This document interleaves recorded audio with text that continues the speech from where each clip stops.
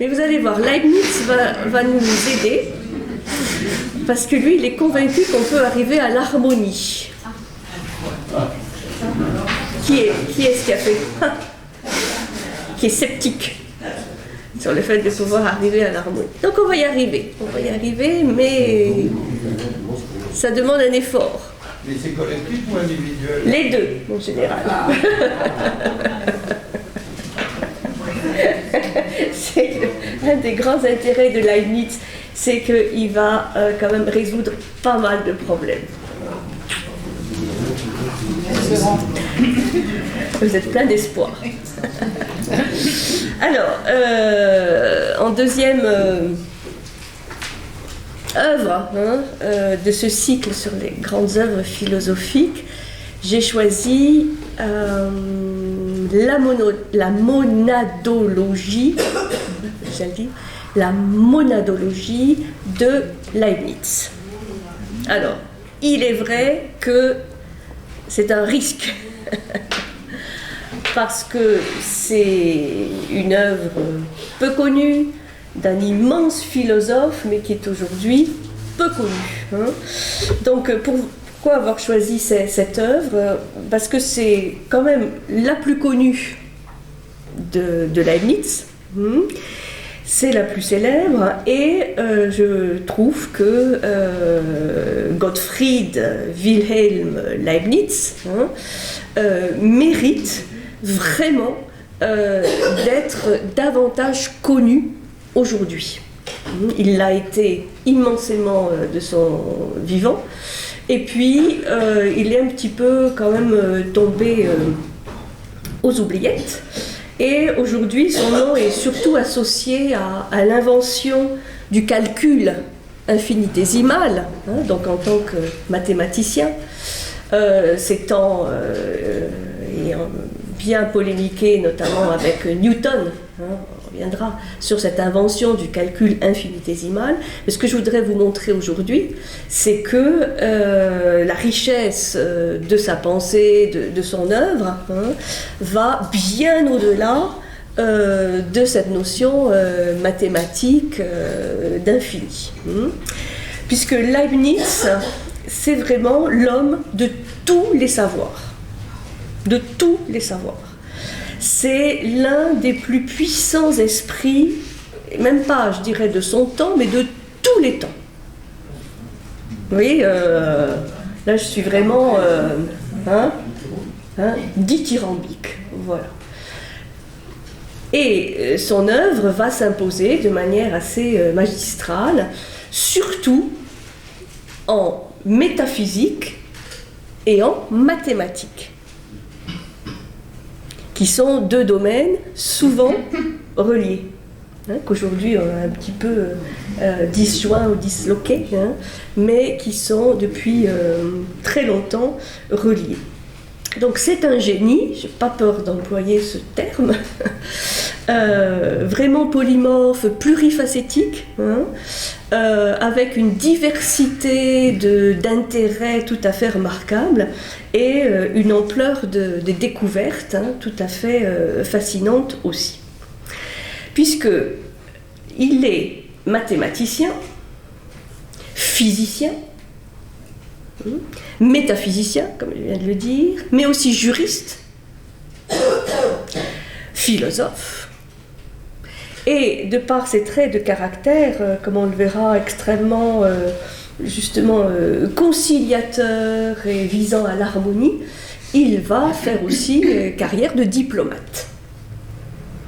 Et donc il va bâtir, voyez ces dates, 1646-1716, il va bâtir au carrefour du XVIIe et début du XVIIIe un édifice, on peut vraiment parler d'un édifice philosophique tout à fait fascinant, qui souhaite rendre compte de la totalité de l'univers, puisqu'il a cette ambition, et je crois quelque part que cette ambition, il l'amène à bon port, de pouvoir rendre compte de la totalité de l'univers, à la fois dans son aspect macrocosmique que infiniment microcosmique.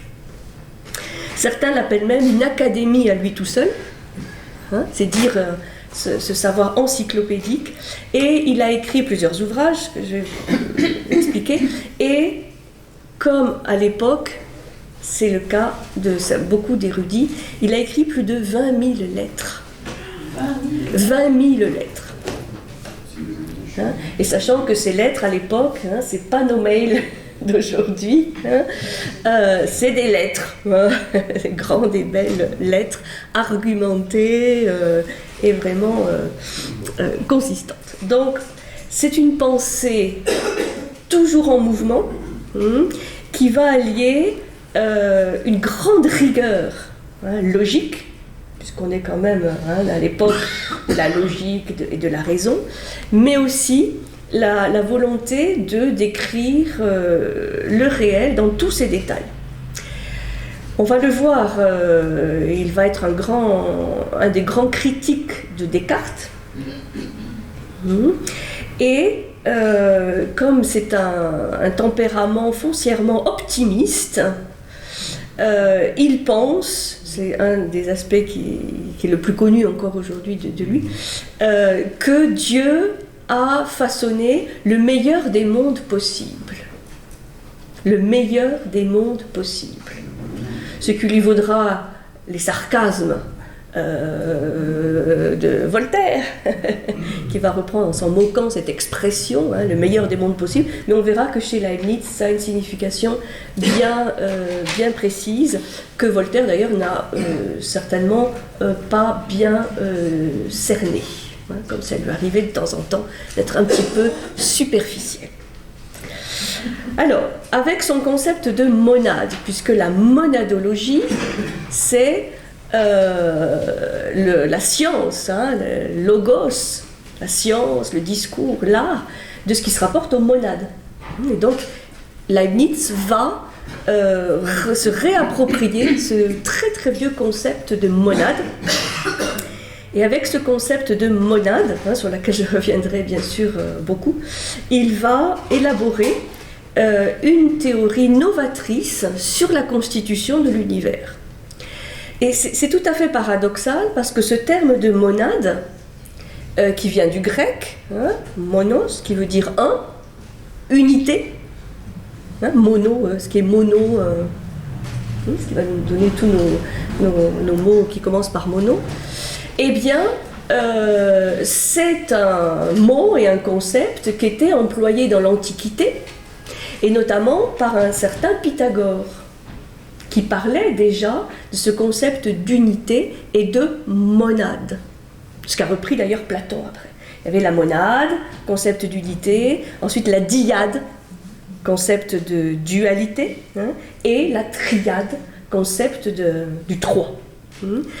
Et c'est à se demander, bon, si vraiment Leibniz ne serait pas une réincarnation de Pythagore. Je vais très très loin. Mais c'est une image, bien entendu.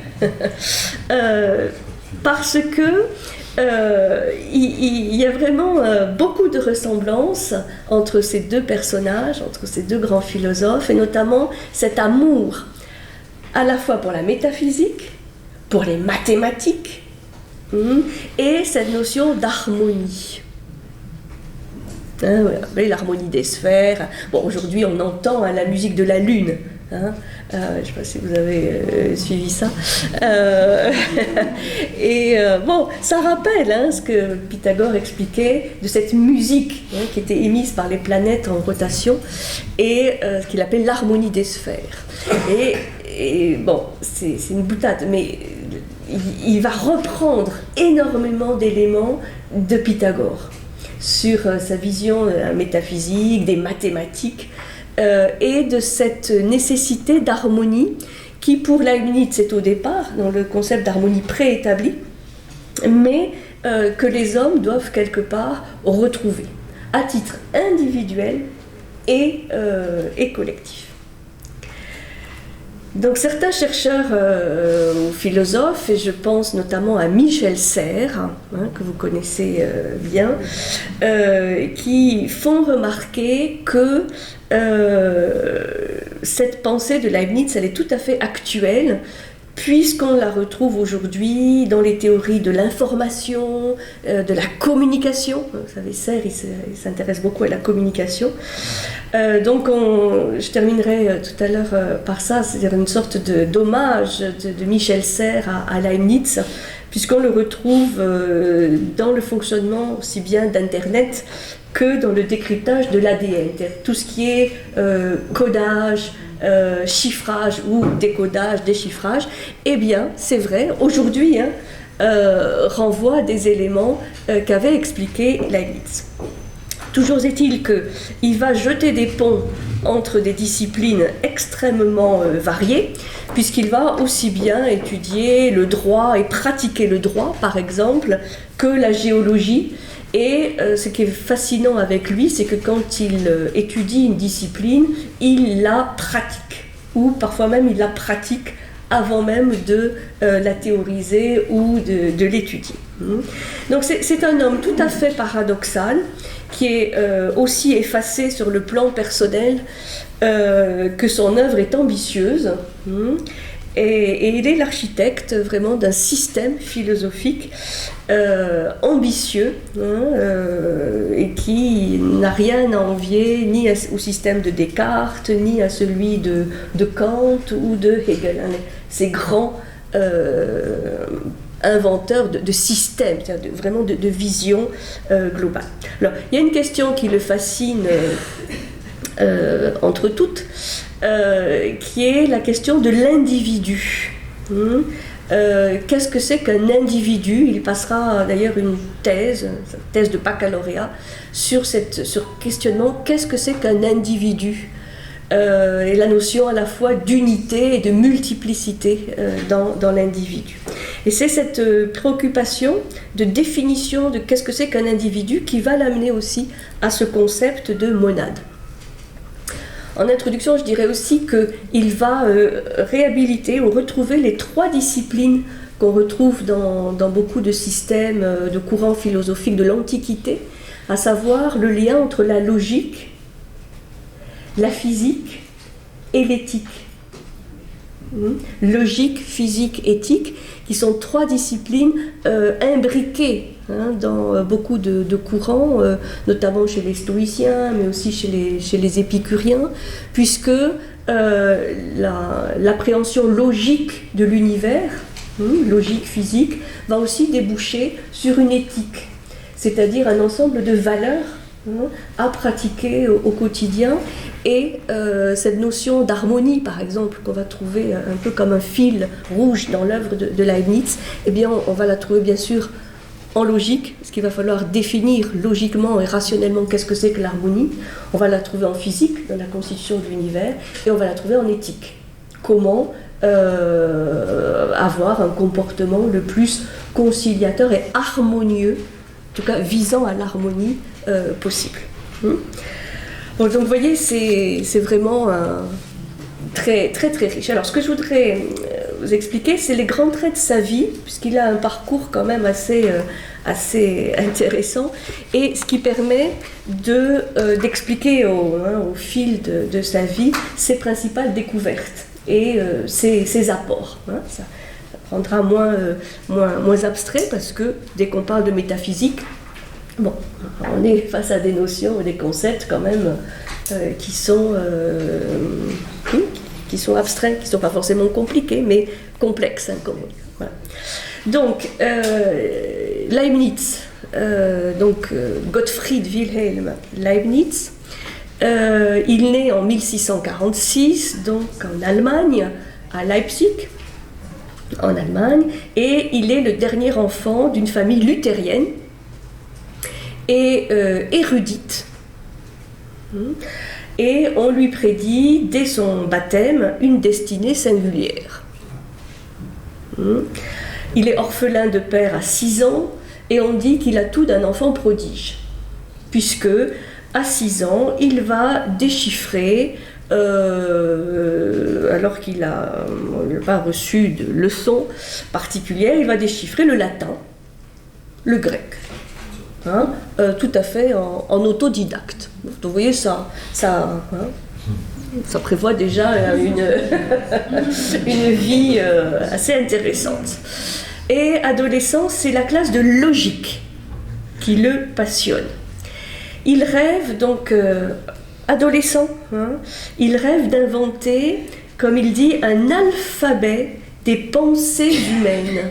Un alphabet des pensées humaines qui pourrait logiquement exprimer l'ensemble du monde, c'est-à-dire à partir d'idées simples, comme nos lettres, les syllabes, à partir d'idées simples, parvenir à des idées plus complexes, plus difficiles. Exactement comme à partir de lettres de l'alphabet, on constitue une langue. Vous voyez, il y a cet idéal d'une langue universelle, bien sûr, mais qui s'appuie sur la logique. Et il esquisse, quelques années plus tard, cette langue universelle dans une de ses premières œuvres, qui s'appelle l'art combinatoire. L'art combinatoire, donc voir comment on peut combiner justement ces idées simples. Et on dit que Bach, Jean-Sébastien Bach, va s'inspirer de cette œuvre pour composer ses fugues. Vous savez qu'il y a une forte architecture mathématique dans les œuvres de Bach. Eh bien, on dit que Bach va s'inspirer de cette œuvre de Leibniz. Il est admis à l'université à 15 ans, et c'est là qu'il découvre les philosophes modernes. Et il y en a un qui le fascine tout particulièrement, c'est le philosophe anglais Hobbes, qui soutient entre autres que penser, c'est calculer. Donc cette idée l'intéresse, allier logique, mathématique et pensée métaphysique.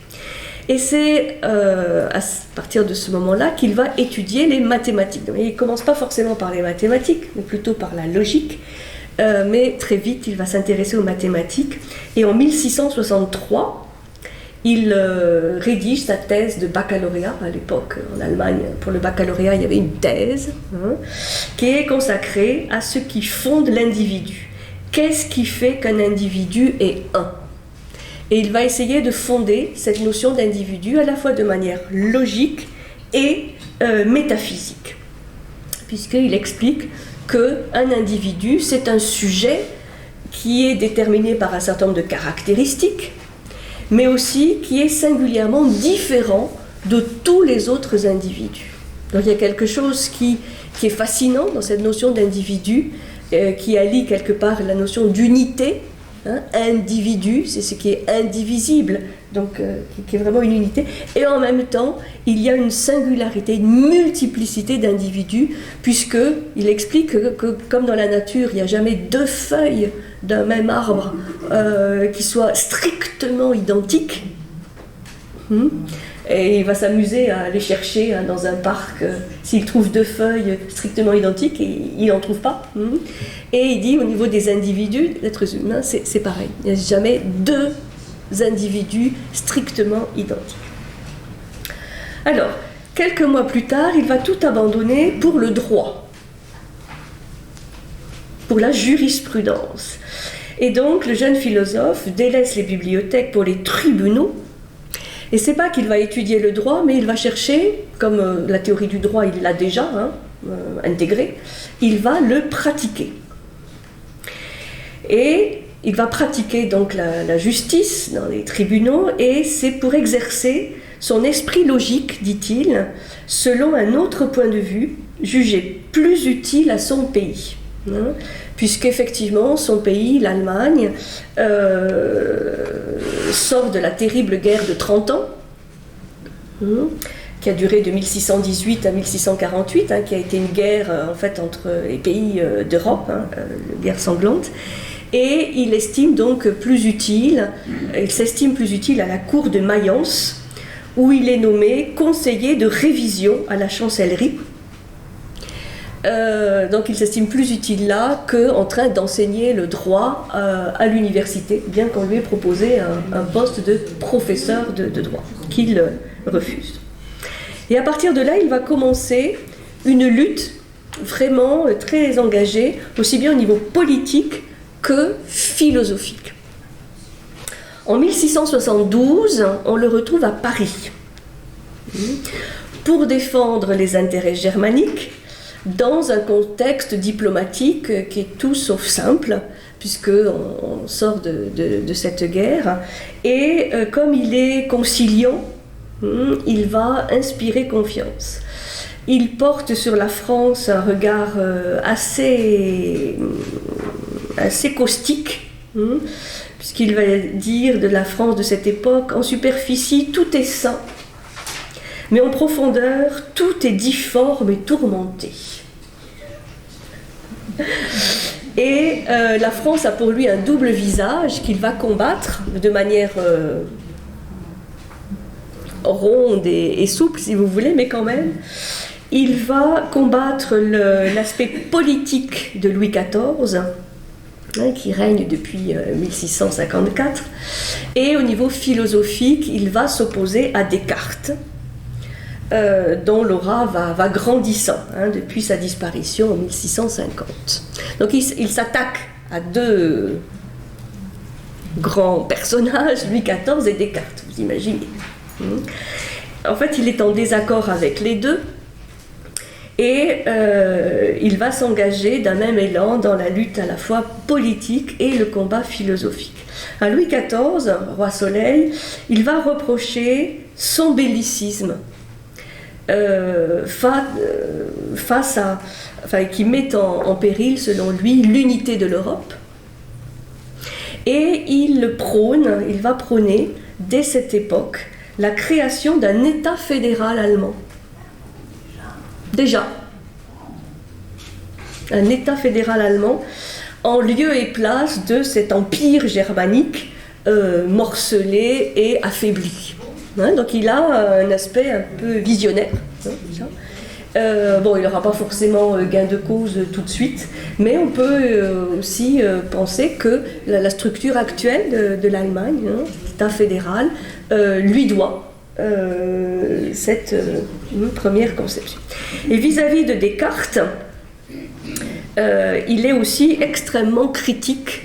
Lui qui est en général assez conciliateur et quand même pour l'harmonie, il va dire de Descartes que sa métaphysique est un tissu de paralogisme et que sa physique n'est qu'un beau roman. Donc il est extrêmement affirmé, et très jeune, vis-à-vis de celui qui commence à devenir un dieu en France et en Europe. Alors, il considère que Descartes a commis une grave erreur. Ça, c'est intéressant pour la suite. Pourquoi Descartes est dans l'erreur, selon Leibniz? C'est bien parce qu'il a fait de la matière une étendue passive. C'est-à-dire, ce qu'il reproche à Descartes, c'est cette dualité esprit-matière. Et que Descartes ait traité la matière simplement comme une étendue passive, en imaginant que le mouvement, chez Descartes, serait un simple mécanisme extérieur au corps.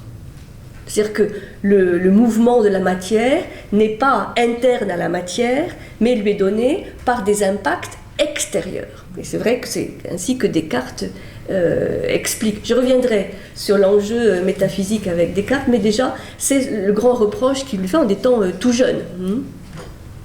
Et il pose cette question: la matière n'a-t-elle pour essence que d'occuper de l'espace, ce qui est pour lui la vision de Descartes, et peut-on suivre Descartes quand il réduit la matière à de l'étendue?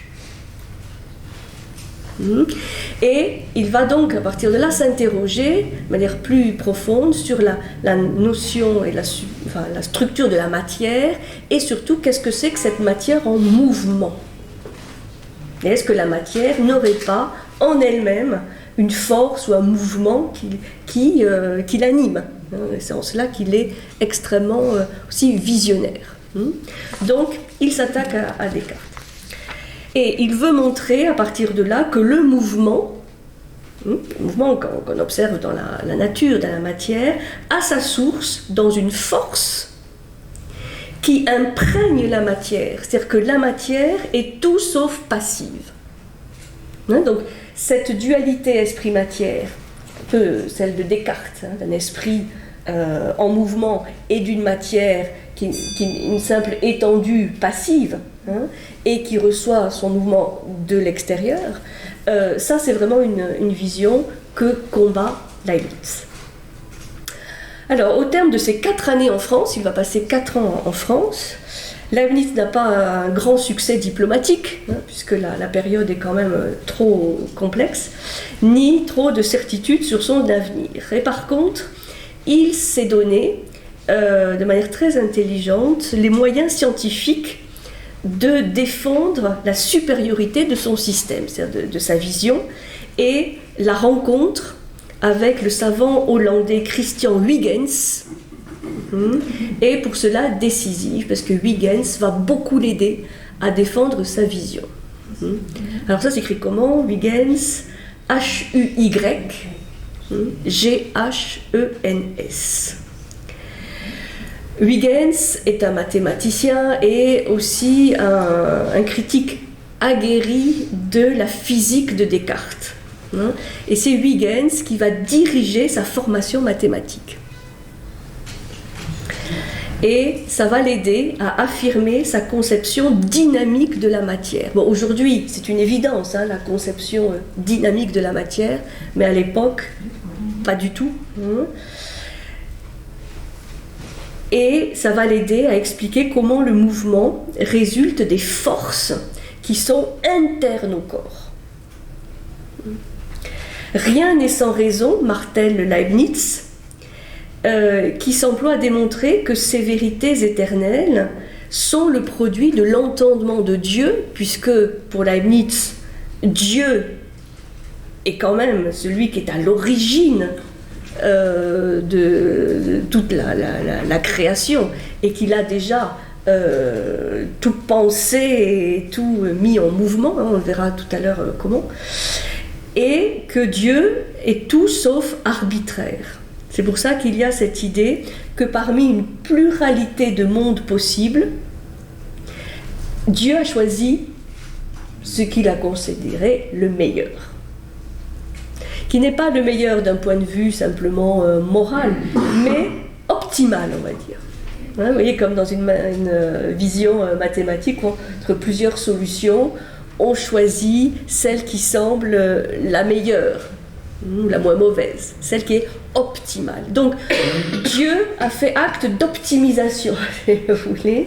Vous savez que cette notion de Dieu, pas simplement architecte, mais mathématicien, est quand même très importante à l'époque.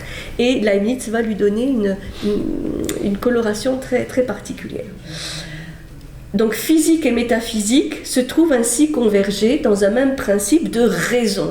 On est quand même à l'aube aussi de ce siècle des Lumières où la raison, tout se fait avec raison, tout est rationnel. Alors il fait des rencontres vraiment intéressantes à Paris. Toujours, il entre en contact avec la sœur de Blaise Pascal. Qui est disparue 10 ans plus tôt, donc il ne rencontre pas Pascal, mais sa sœur, et sa sœur lui donne, lui propose de lui montrer la fameuse pascaline, la machine arithmétique qu'avait conçue Pascal. Et lui-même, Leibniz, avait inventé aussi en parallèle une machine de ce type. Et grâce à la rencontre avec cette pascaline, il va modifier, il va améliorer la machine qu'il avait lui-même inventée, qui va se transformer un an plus tard en une machine algébrique à résoudre des équations. Donc ça, quand on avait des équations à résoudre, c'est pas tant la pascaline qu'il fallait employer, mais cette machine inventée par Leibniz. Il s'intéresse aussi à l'optique, et c'est ce qui va justifier qu'il va aller voir Spinoza. Il se rend à La Haye pour rencontrer Spinoza, où ils vont discuter de convergence des rayons lumineux. Après avoir conversé par lettres, eh bien, il va voir directement Spinoza pour discuter avec lui.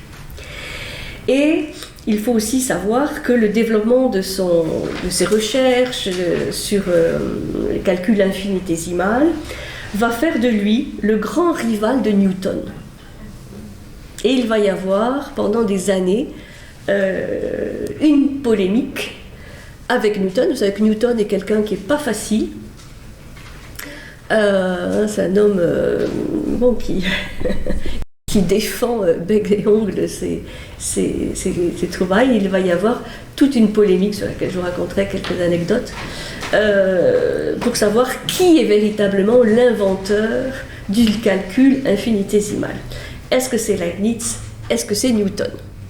Bon, en fait, on dira, bon, c'est les deux, mais il n'empêche que c'est quand même le système de Leibniz qui va gagner avec le temps. Parce qu'aujourd'hui, ce qu'on utilise, c'est plus les algorithmes de Leibniz que ceux de Newton. Et donc, cette rivalité aussi avec Newton est un puissant stimulant pour explorer encore plus la variation à l'infini des rapports entre les êtres. Bon, après toutes ces années passées à Paris et de voyage, il est à court d'argent et finalement il accepte un poste de bibliothécaire à la cour de Hanovre. C'est quelque chose qu'il va faire jusqu'à pratiquement sa mort, poste de bibliothécaire à la cour de Hanovre, et il est nommé aussi ingénieur des mines. À l'époque, il n'y avait pas autant nos spécialisations actuelles. Et il va, et c'est ça qui est tout à fait fascinant, c'est un peu comme pour Pascal, il va concevoir des machines d'extraction minière. C'est-à-dire, il a une pensée extrêmement pratique et de constructeur. Donc il conçoit des machines d'extraction minière, il se passionne pour la géologie et il descend lui-même dans la mine, enfin, c'est tout sauf un théoricien, un intellectuel. Il va au charbon, dans le sens concret du terme, et il va écrire une œuvre Proto-Gaia, où il décrit la formation du globe terrestre, qui se serait vitrifié au terme de la fusion primitive. Là aussi, c'est quelque chose qui est très intéressant, même si aujourd'hui, évidemment, tout ça est quand même dépassé, mais il a eu des intuitions fulgurantes d'une Terre d'abord en fusion et qui se serait ensuite peu à peu solidifiée avec l'écorce terrestre. Et il va donc écrire tout cela. Il met au point aussi un système de numération binaire. Le fameux système qui n'utilise que deux chiffres, que deux nombres, le 1 et le 0. C'est en cela où c'est quelque chose qu'on trouve encore aujourd'hui, le 1 et le 0, et qui est une sorte de prémonition de la programmation informatique. Je ne sais pas si vous avez connu cette époque où on avait des cartes perforées et il y avait un choix binaire, du 1 ou du 0. Bon, maintenant il n'y a plus ça, mais nous les dinosaures de l'informatique, on a pu connaître ces monstres avec les cartes perforées où il y avait cette numération binaire. Et il entend ainsi figurer, vous voyez, avec le 1, l'unité, la perfection divine, Dieu, l'unité suprême, et avec 0,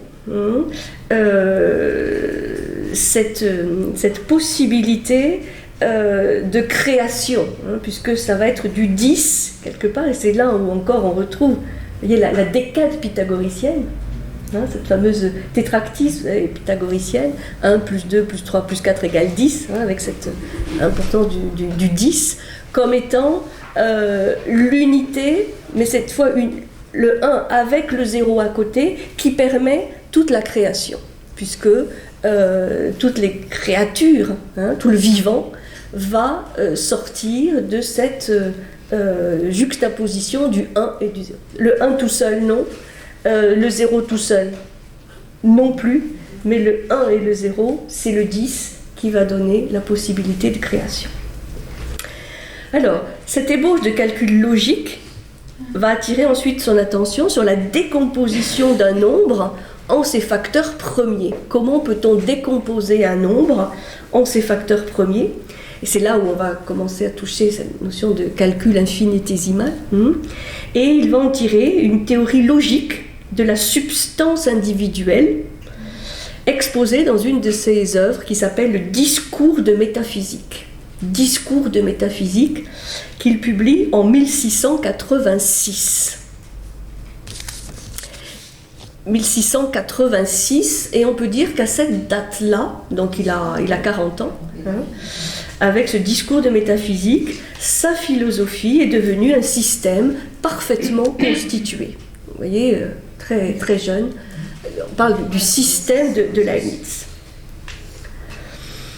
Alors, il est foncièrement optimiste, je l'ai dit, et il croit dans la toute-puissance de la raison, et il prévoit qu'à terme, toutes les controverses, tant politiques, philosophiques, scientifiques, toutes ces controverses vont finir par s'éteindre. Qu'on arrivera à une sorte de langue universelle, où tout le monde se comprendra, d'une langue universelle, bien sûr, logiquement formalisée, c'est-à-dire basée sur la logique et la raison.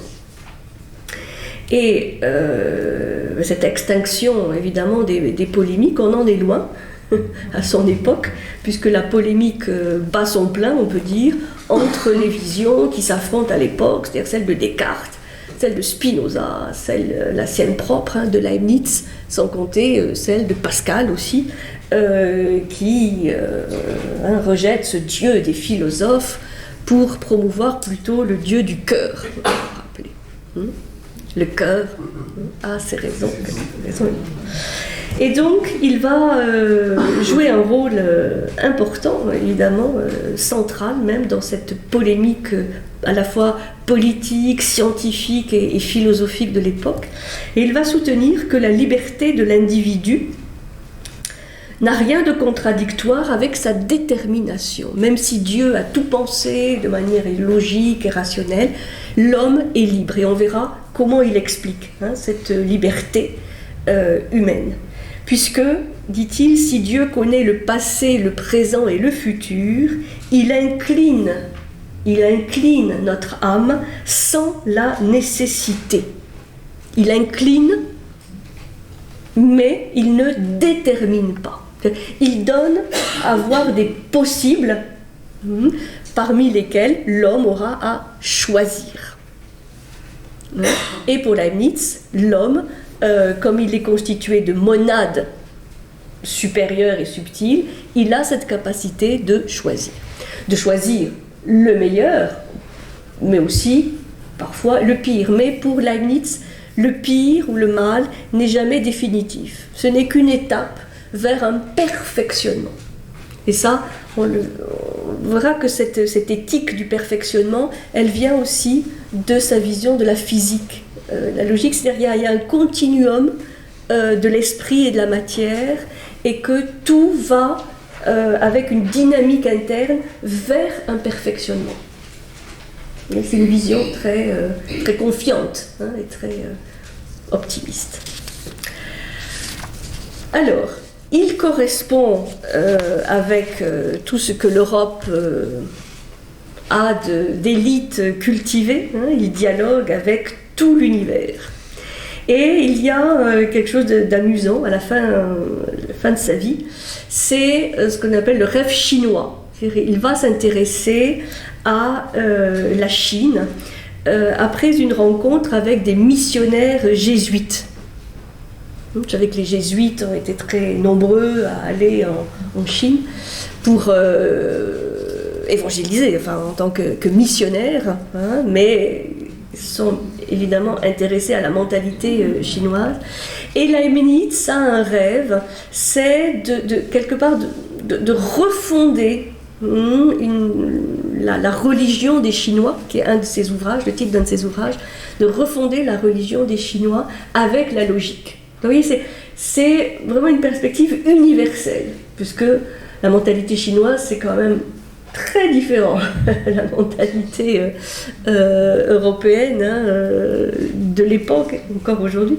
Mais il rêve d'y exporter sa méthode. Il est certain que la diffusion de son système philosophique va porter les lumières de la religion repurgée par la raison. C'est une expression intéressante. Porter les lumières, donc vous voyez qu'on est déjà dans une préfiguration, prémonition des lumières. Les lumières de la religion repurgée par la raison. Et il conseille les jésuites dans le sens où il dira que ça sera la clé de l'évangélisation de ce territoire. Et le tsar de Russie, qui était l'intermédiaire de Leibniz pour ce projet, fait que Leibniz va devenir le conseiller privé de Pierre le Grand. Vous voyez, c'est quelque chose d'assez fascinant à cette époque, cette Europe qui communique avec le tsar, qui a aussi cette envie d'évangéliser la Chine, d'être vraiment un modèle pour le monde entier. Et il va donc devenir conseiller privé de Pierre le Grand et lui suggère de financer de nouvelles recherches sur sa machine arithmétique dont il rêve de faire cadeau à l'empereur de Chine. Bon, c'est des petites anecdotes, mais qui montrent que ce Leibniz, bien souvent, l'a présenté comme quelqu'un d'un peu obsédé par ses recherches et très, très fermé sur lui-même. Il n'en est rien. C'est quelqu'un qui communique avec les grands de ce monde et le monde entier. Alors, sur le plan philosophique, Leibniz, infatigable, va ressusciter en lui aussi le juriste qu'il a été, et il fait publier, il édite une nouvelle œuvre qui s'appelle Les Essais de Théodicée. C'est une des œuvres les plus connues de Leibniz, Les Essais de Théodicée. Et Théodicée, T-H-E-O, Dicée, D-I-C-E, c'est le jugement de Dieu. Il met Dieu en jugement au tribunal. Il publie ses essais de Théodicée en 1710.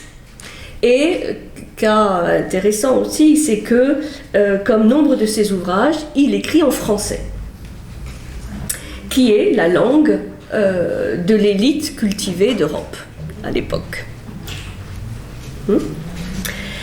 Et le jugement de Dieu porte sur cette question: comment Dieu, un être bon et tout-puissant, peut-il permettre le mal sur terre? La grande question.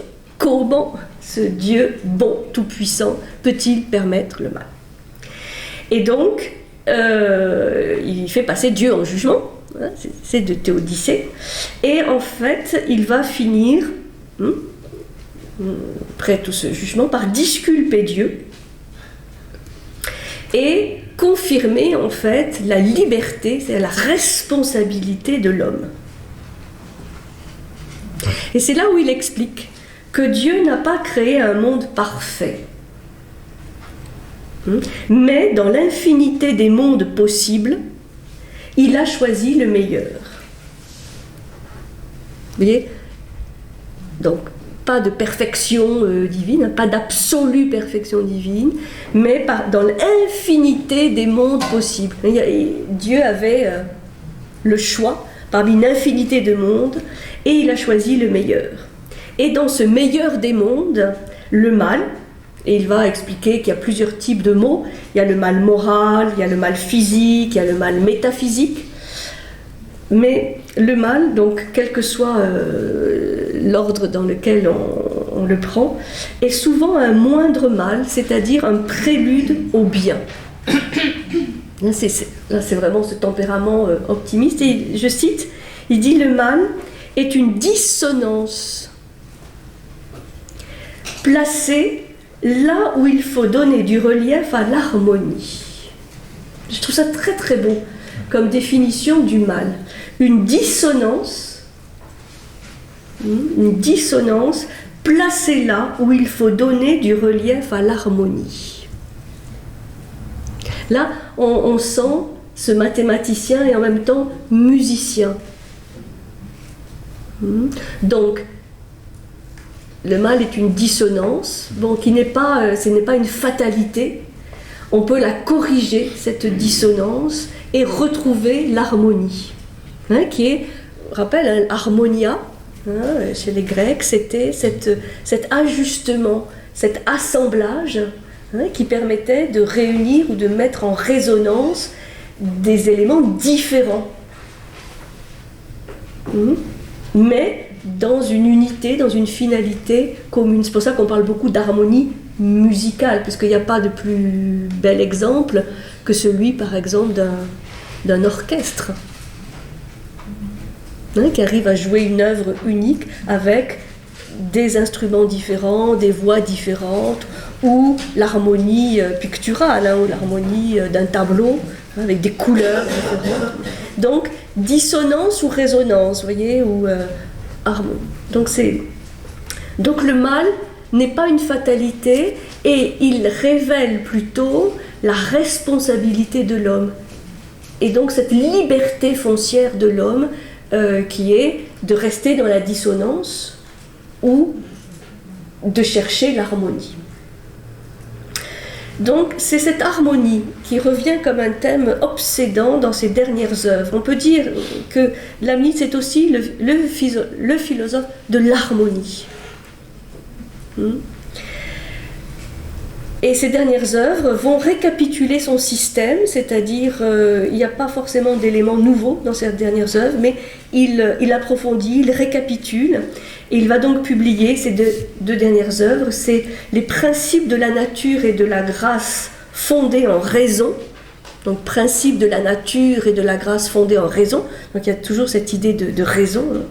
Et la fameuse monadologie, qu'il écrit en fait un peu à la demande d'un de ses admirateurs, qui est le prince de Savoie. Donc c'est un peu une œuvre de commande, la monadologie, qui va lui permettre, petit ouvrage, tout petit ouvrage, qui lui permet d'exprimer l'essentiel de son œuvre. C'est pour ça que cette monadologie et ce concept de monade est vraiment au cœur, au centre de la vision de Leibniz. Principe de la nature et de la grâce fondés en raison et la monadologie. Juste quelques années avant sa mort, il publie. Il y écrit que l'âme et le corps se rencontrent en vertu de l'harmonie préétablie. Ça, c'est une notion très importante, on reverra tout à l'heure. L'harmonie préétablie entre toutes les substances.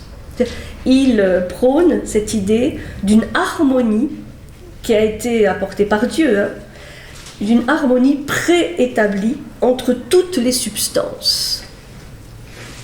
Bon, là, on est au cœur de la vision de Leibniz. Bon, c'est un peu compliqué, mais on s'accroche.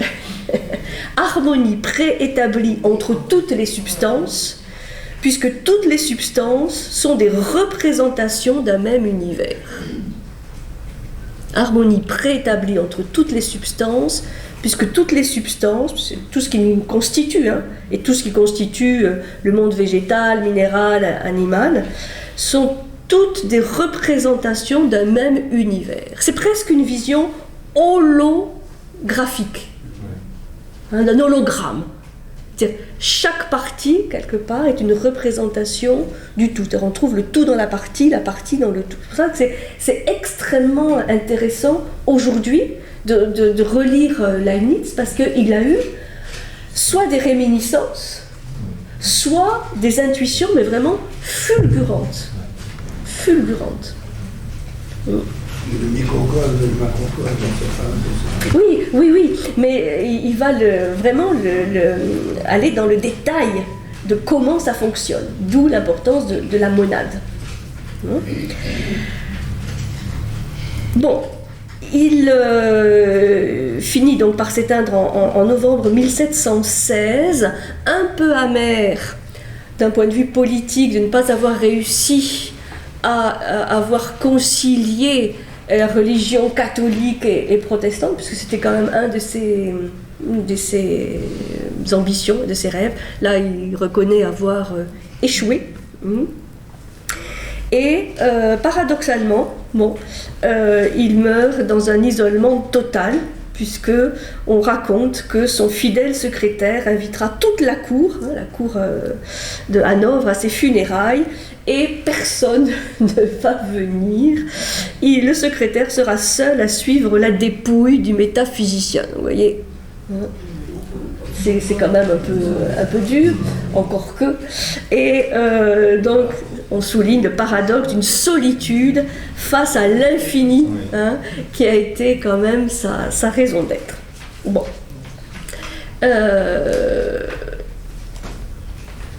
Paradoxe. Dernier paradoxe. Et peut-être qu'il était mieux finalement tout seul, savoir. Il a pu peut-être mieux goûter l'infini de la nature. Alors, pour l'anecdote, puisqu'il faut aussi avoir des éléments un peu plus légers dans cette métaphysique des monades, Leibniz et Newton se sont disputés quand même pendant 30 ans la paternité de la découverte du calcul infinitésimal. Et là, je dois dire que Newton, il n'a pas été forcément très fair-play. Les Anglais non plus. Je ne veux pas réactiver des querelles avec nos chers amis, c'est pas le moment. Parce que le Brexit nous menace. Mais il est clair que rarement des découvertes mathématiques ont déchaîné autant de passion. Puisque Leibniz et Newton ont chacun développé une méthode d'analyse, qu'on appelle infinitésimale, qui consiste en fait à introduire dans un calcul des quantités infiniment petites, qu'on peut rendre aussi petites que l'on veut, et qu'à la fin on peut éliminer. C'est-à-dire ces quantités infiniment petites servent au calcul, et ensuite, comme des auxiliaires en fait, qui permet de trouver la relation entre des quantités mathématiques, on peut ensuite en faire l'économie, si je peux dire.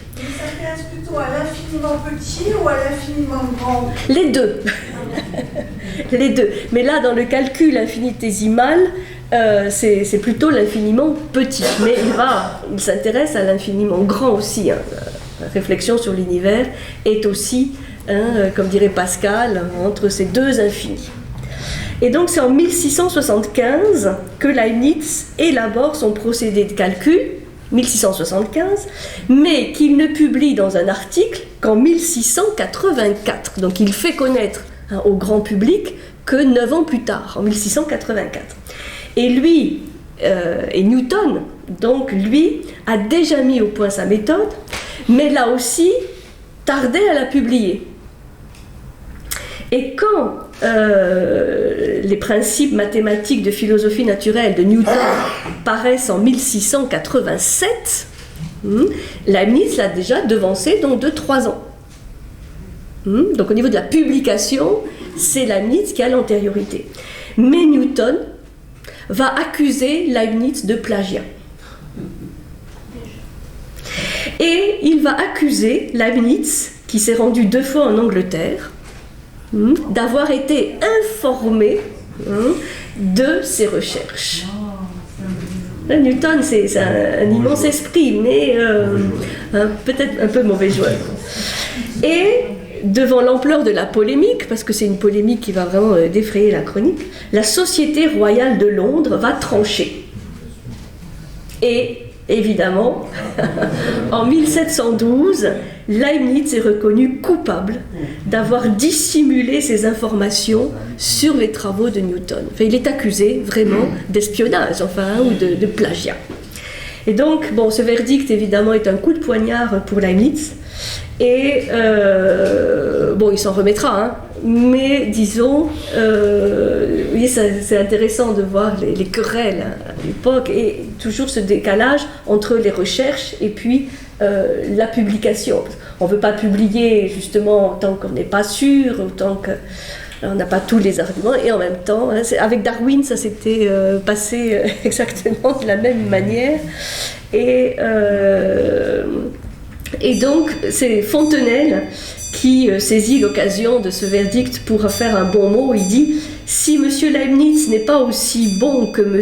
Newton, l'inventeur du système des infiniment petits, il s'en faut quand même d'infiniment peu. » Hein, c'est-à-dire pour rétablir un petit peu la balance et réhabiliter un petit peu Leibniz. Alors, aujourd'hui, tous les deux, en fait, sont considérés comme les inventeurs du calcul infinitésimal, donc on a rétabli un petit peu justice, même si, finalement, c'est le système de notation de Leibniz qui l'a emporté. Puisque l'algorithme auquel il a laissé son nom est toujours utilisé, l'algorithme de Leibniz. Donc, vous voyez qu'il y a quand même une justice. Enfin bon, c'est assez... Alors, pour finir, avant la pause...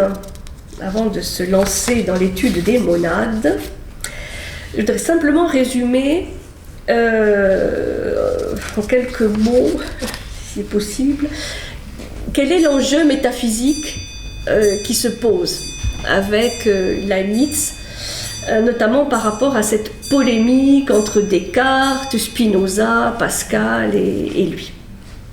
Alors, pour comprendre l'enjeu métaphysique qui est posé par Leibniz, il nous faut remonter à Descartes, qui est le pionnier, le fondateur de ce qu'on appelle la philosophie moderne.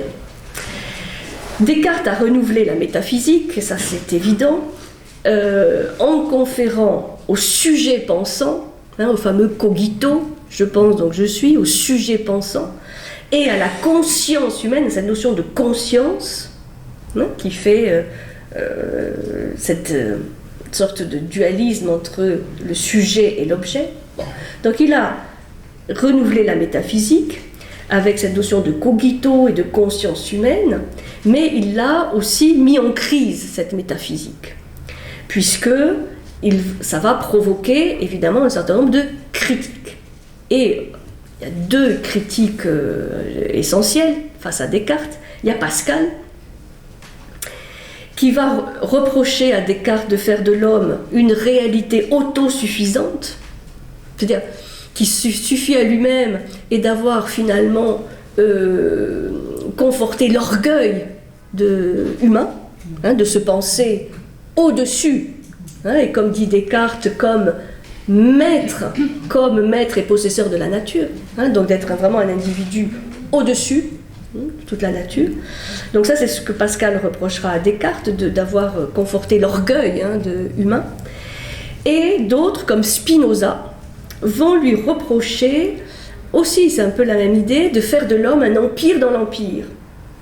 C'est-à-dire de lui donner un statut vraiment de supériorité. Et ce que Spinoza va reprocher surtout à Descartes, c'est d'avoir coupé l'homme du reste de la nature, qui est un concept très important pour Spinoza, au point de rendre incompréhensible pour Spinoza le lien qui relie l'homme à la nature. Donc vous savez que l'œuvre de Descartes, Descartes a dû s'exiler une grande partie de sa vie, était persona non grata en France, parce que son œuvre est loin. Aujourd'hui on dit cartésien, Descartes, mais c'est pas du tout été aussi évident.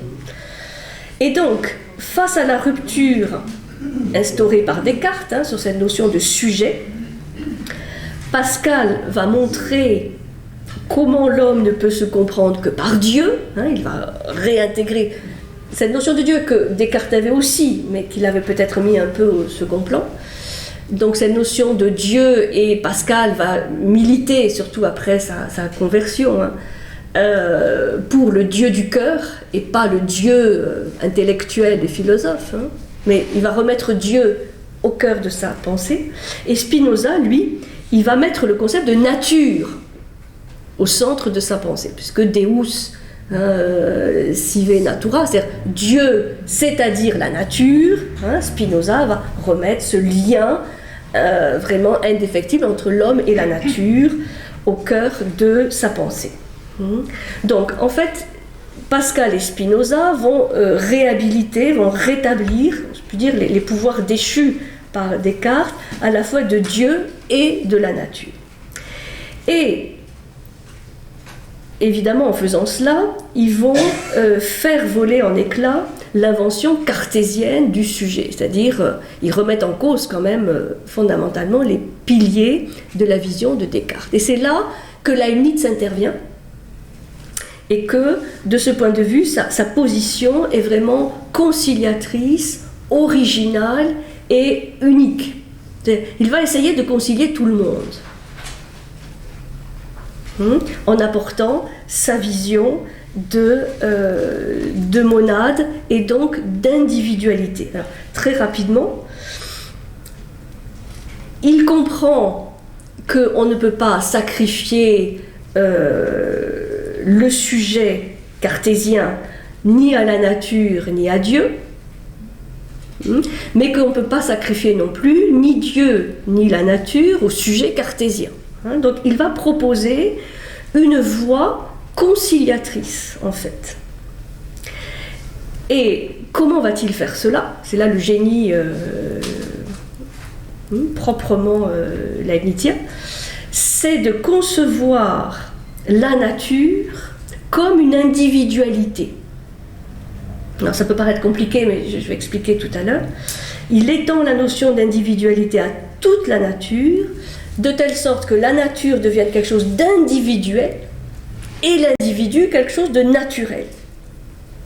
Et c'est ça qui l'amène à reconcevoir ou à se réapproprier cette très vieille notion de monade, qui est à la fois une notion naturelle et une notion de l'individu, puisque l'individu va être constitué de monades.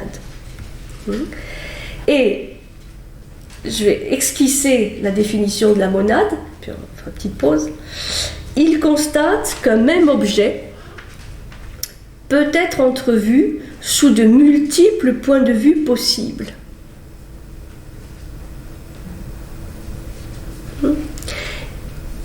Un même objet peut être entrevu sous de multiples points de vue possibles, multiples facettes possibles, au point de s'identifier à la limite à la somme de ceux-ci.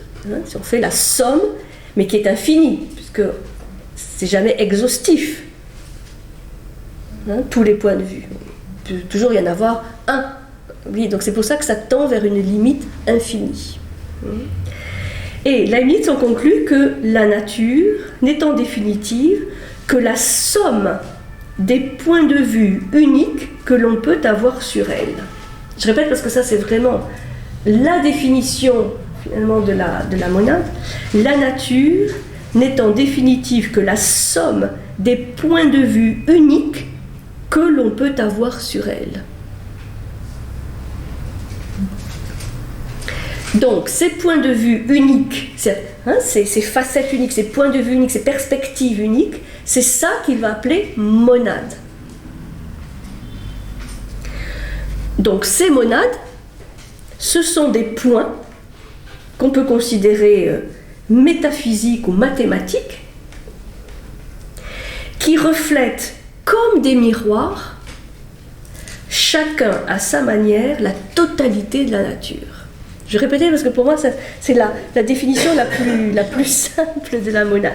Ce sont des points, de vue, des points métaphysiques ou mathématiques qui reflètent comme des miroirs, et chacun à sa manière,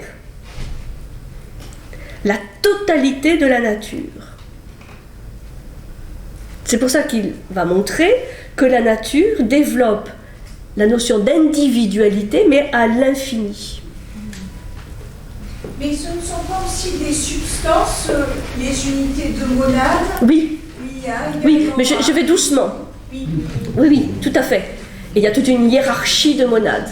Mais la définition, pour bien comprendre d'où ça vient, que c'est pas simplement un jour il s'est réveillé en disant ben voilà, je vais résoudre le problème avec la monade, c'est qu'il y avait vraiment une problématique suite à la révolution cartésienne, à la critique de Pascal, à la critique de Spinoza, qui échauffait beaucoup les esprits. Il a trouvé une manière, pas de mettre tout le monde d'accord, mais de proposer un système qui puisse harmoniser, qui puisse concilier finalement tous ces systèmes. Et de montrer que chacun a quelque part un point de vue aussi unique et naturel de la nature, de l'univers, de l'homme, de Dieu. Puisqu'en fait, si vous voyez bien, c'est toutes les grandes questions métaphysiques qui sont là posées.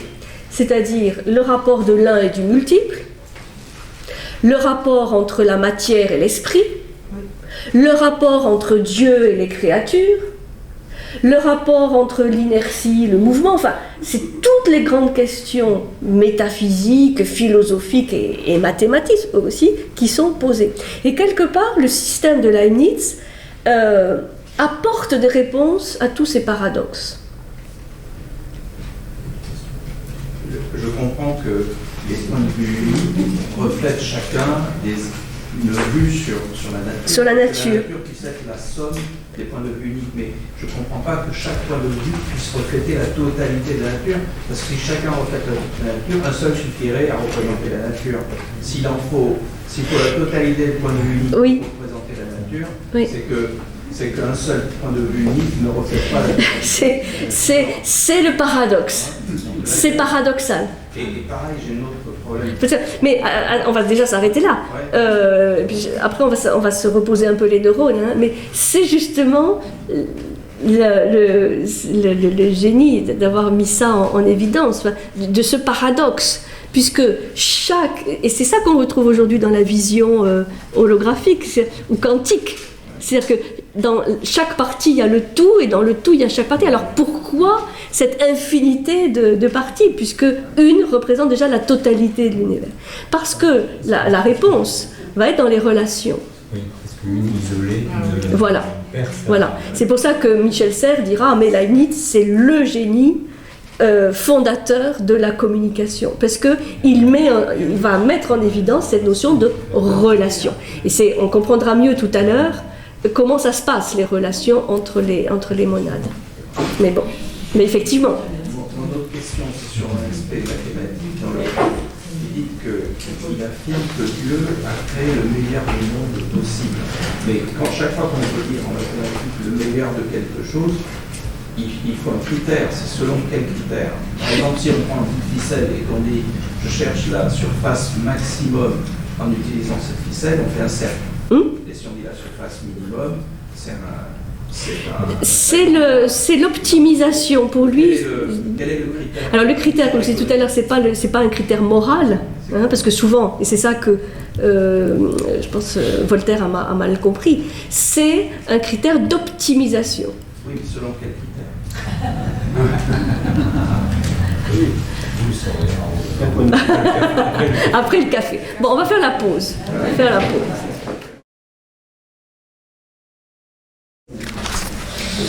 Pour éviter que ce cours sur les monades devienne une grande limonade,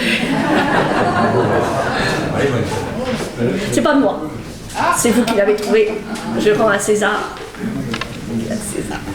Bon, je reconnais que c'est pas évident, mais quand même, ça pétille, voilà, ça pétille. Donc, on va rentrer dans le détail des monades. Vous allez voir, tout va s'éclairer.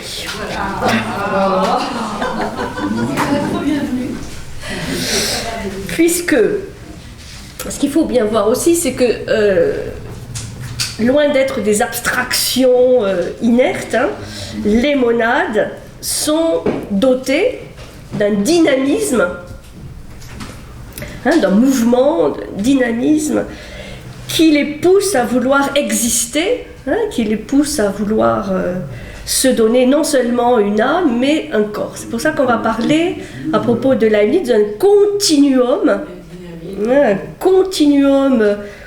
esprit-matière, avec des niveaux de conscience différents, mais un continuum. Et ça se comprend à travers ce qu'on va appeler la hiérarchie des monades. Donc, il va poser que tout est individuel et vivant, et une sorte de réciprocité entre l'esprit et la matière, on va trouver cette très vieille idée d'une spiritualisation de la matière ou d'une concrétisation de l'esprit. Alors, que sont les monades? C'est... Parce qu'il ne faut pas oublier que quand même l'analyse est un grand rationnel, un grand rationaliste. Et donc le principe de raison va présider à tout ce qui est.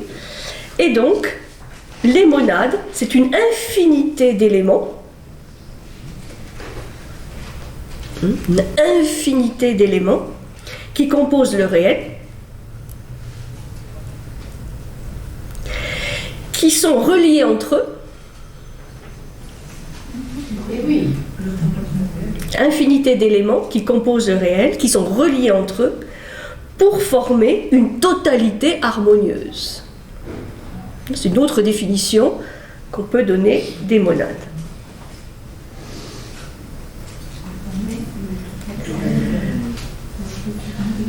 Donc ce sont des points animés, des singularités vivantes toutes différentes, et qui constitue la matière, et plus que la matière, tout le vivant, tout le réel, même celui qui pourrait sembler inerte.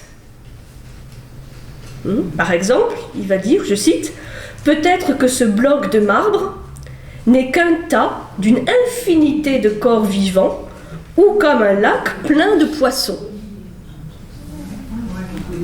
C'est-à-dire, ça permet de voir la matière, même celle qui semble inerte, comme la matière vivante, dynamique. Ces monades, je cite toujours, ça c'est une définition très importante, ces monades sont les véritables atomes de la nature, avec un A majuscule. Ces monades sont les véritables atomes de la nature et en un mot, les éléments, aussi avec un E majuscule, des choses. Les véritables atomes de la nature, c'est-à-dire les briques, les constituants de la nature, en un mot, les éléments des choses. C'est comme, et là aussi, je parlais de Pythagore tout à l'heure, c'est presque comme s'il remettait au premier rang la notion, par exemple, qu'on trouve chez les atomistes, Leucippe, Démocrite, sur la notion d'atome. Vous savez que c'est les Grecs, pré-socratiques, Leucippe, Démocrite ont mis en évidence, ont inventé cette notion d'atome. Atome, c'est-à-dire ce qui est insécable. Mais évidemment, ils n'entendaient pas par atome ce qu'on entend aujourd'hui par atome. Il ne faut pas se tromper. Quand on dit « Oh, mais ces gens trompés parce qu'on sait bien que l'atome, il peut être justement sécable. » On ne parle pas des mêmes atomes. Puisque pour un grec, un atome n'est jamais une réalité simplement physique. Et quand Démocrite, Leucippe, mais surtout Démocrite, parlait des atomes de la nature, il parlait d'une substance à la fois spirituelle et matérielle. C'est-à-dire la plus petite unité constitutive de la nature et du réel. C'est pour ça qu'il réhabilite, il se réapproprie des notions extrêmement anciennes dans un contexte complètement différent que celui de la philosophie moderne. Donc ces monades sont les véritables atomes de la nature, en un mot, les éléments des choses. La matière et l'esprit ont une essence commune qui est la force. Donc, ces monades seront des unités de force, ou des substances aussi, dénominateurs communs de la matière et de l'esprit. Des substances, plus petites substances possibles. Alors, elles ont des caractéristiques, ces monades, ça qui commence à être vraiment assez fascinant. Ces monades, ou substances élémentaires, substances élémentaires ou élémentales, enfin, les plus petites. Excuse-moi, est-ce que tu peux nous dire en quoi s'opposent les monades, particules élémentaires par exemple, et les forces? C'est synonyme. Ces monades sont aussi animées de forces internes. Et ce ne sont pas les forces elles-mêmes. Animées de forces. Si, c'est synonyme. Ce sont des substances élémentaires, des forces élémentaires, des dynamiques, si vous voulez. appelés élémentaires. Tout ça, c'est les monades. C'est les atomes, c'est les éléments, enfin on peut donner pas mal de synonymes. Mais il va donner des caractéristiques très précises, je viens, ces monades. Ces monades, ou substances élémentaires, n'ont pas de forme. Donc vous voyez, c'est là où on voit que c'est des concepts aussi. Elles n'ont pas de forme, car si elles avaient des formes, elles seraient divisibles. Or, elles sont indivisibles. C'est pour ça qu'on parle d'atomes, insécables. C'est la définition de Démocrite des atomes. Elles n'ont pas de forme. Elles ne peuvent être ni produites, ni détruites. Donc, pas de forme, ni produites, ni détruites. Ça veut dire qu'elles sont là de toute éternité. Elles sont individuelles. Aucune monade n'est identique à une autre. Ce qu'on voyait tout à l'heure. Chacune est un reflet, à sa manière, de la totalité de l'univers. Mais elles sont individuelles. Et elles sont, ça c'est une image qui est souvent, c'est le plus connu, les descriptions des monades faites par Leibniz, elles sont sans porte ni fenêtre. Bon, c'est une image, évidemment. Sans porte ni fenêtre. Sans porte ni fenêtre. C'est-à-dire que rien ne peut en sortir ni y rentrer. C'est clos. Clos. Alors c'est ça qui est justement très paradoxal, parce que si c'est des unités closes, comment communiquent-elles entre elles ? Eh oui. Et c'est là où on voit le côté tout à fait visionnaire, ce que Michel Serres reconnaît dans l'œuvre de Leibniz, parce que aujourd'hui on est dans cette problématique, dans la vision quantique. Comment des éléments qui sont à l'autre bout du monde communiquent en simultanéité. Bon, alors, les monades sont donc actives, mais ne subissent pas d'influence extérieure. Elles ne subissent pas d'influence extérieure, ce qui l'exprime ainsi. Les monades n'ont point de fenêtre par lesquelles quelque chose y puisse entrer ou sortir.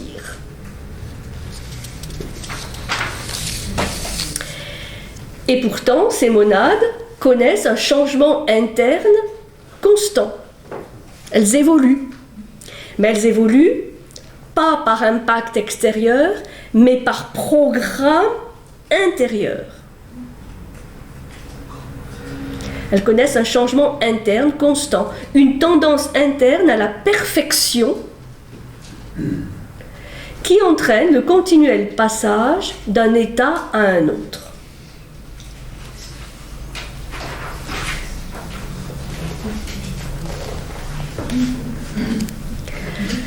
Donc, chaque monade, bien que sans porte ni fenêtre, est pourtant en relation avec toutes les autres. C'est ça qui est paradoxal. Chacune exprimant un point de vue ou une perspective singulière, particulière. C'est pour ça que la monade est l'expression, pour la vie, de la multiplicité dans l'unité. Il arrive à relier ce double concept très paradoxal d'unité et de multiplicité. Et cette monade est aussi une force. Il y a un dynamisme qui est propre à la monade, une force qui fait du monde une sorte de tout organique, c'est-à-dire un tout vivant. Tout est vivant.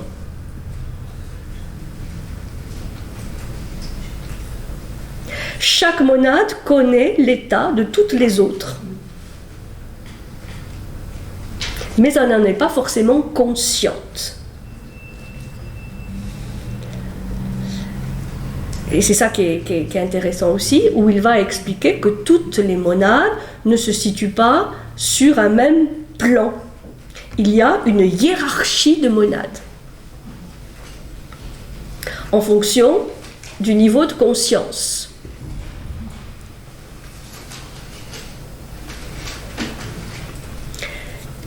Et on verra que dans ce continuum de conscience, qui va de la matière à l'esprit, ou de l'esprit à la matière, les êtres humains sont des cas très particuliers dans cette échelle continue des êtres vivants, puisque eux, ils sont constitués de monades conscientes, les plus conscientes. Les plus conscientes. Pas les seules conscientes, mais les plus conscientes. Alors, la hiérarchie des monades. Les monades, donc, constituent une hiérarchie. On a 3 niveaux de monades. On a, au plus bas degré, en bas de l'échelle, les monades simples, qu'il appelle aussi les monades nues, toutes nues, qui sont caractérisées par des perceptions inconscientes. Monades simples ou nues, caractérisées par des perceptions inconscientes. Des perceptions. C'est-à-dire qu'elles contiennent toutes les informations sur l'état de toutes les autres, mais elles n'en sont pas conscientes. Il dit que ce sont par exemple les monades des minéraux et des végétaux. C'est-à-dire les végétaux, les minéraux de premier règne de l'univers seraient constitués de monades comme ça simples, qui les mettent en relation les uns avec les autres, sans que chacun individuellement en soit conscient. Ça, c'est vraiment intéressant. Aujourd'hui, quand on parle de permaculture, d'agriculture biodynamique, qui sont les nouvelles pistes, disons, pour recréer une agriculture plus respectueuse de l'environnement et qui n'amène pas à la stérilité à la fin des terres, c'est que il y a des systèmes d'information, même si on ne se les explique pas, entre les différents composants du monde végétal, minéral ou animal. Il y a des informations qui circulent, par exemple entre le sous-sol, le monde des racines, le monde des insectes, des champignons. Tout ça est en relation, sans qu'on puisse dire l'insecte est conscient de ce qu'il fait quand il va polliniser une fleur. Mais il y a des systèmes de communication et d'information qui nous dépassent encore aujourd'hui, mais qu'on redécouvre. Bon. La limite dirait c'est normal, puisque c'est des monades qui sont porteuses d'informations, même s'il n'y a pas conscience individuelle de cela. Ensuite viennent les monades, c'est le deuxième niveau, sensitives, douées de perception consciente, déjà, perception consciente, assez brute, mais quand même déjà, c'est les monades des animaux,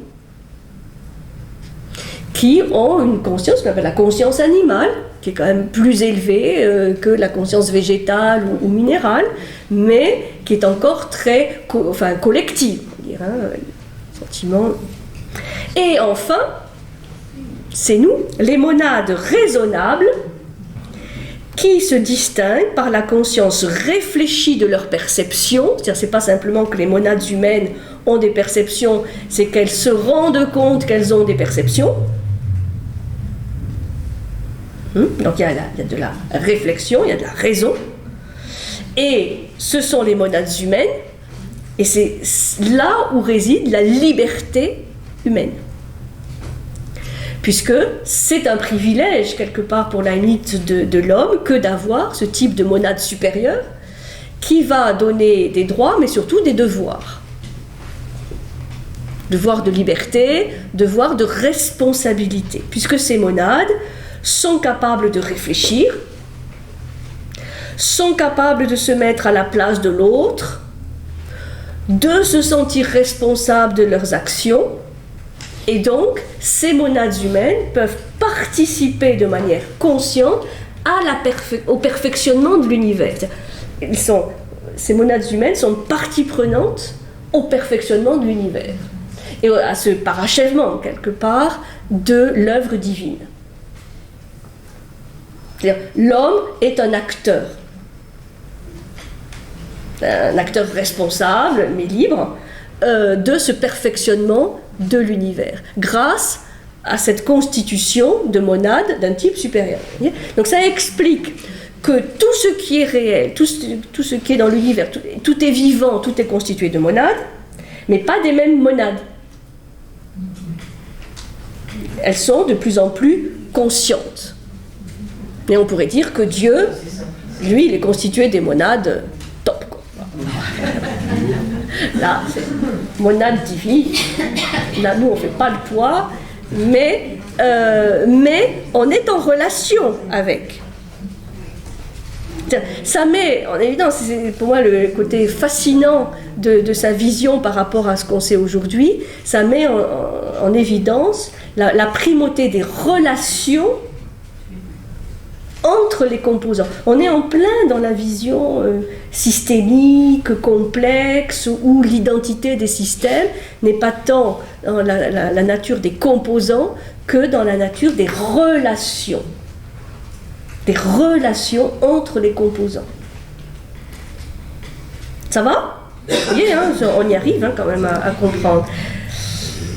Donc, l'univers monadique de Leibniz, ce qu'il explique dans la monadologie, s'étend de façon continue des monades nues, ou les monades simples, qui sont des forces physiques élémentaires, aux monades, ou on va dire parfois âme humaine, capable de réflexion, de raisonnement. Et entre les deux, il y a tout le continuum du monde, notamment animal.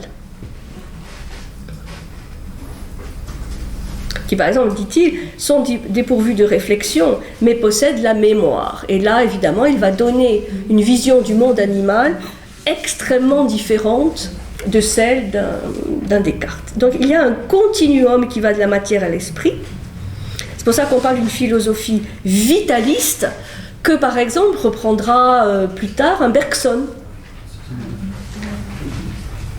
Tout est mu, tout est vivant, tout est dynamique.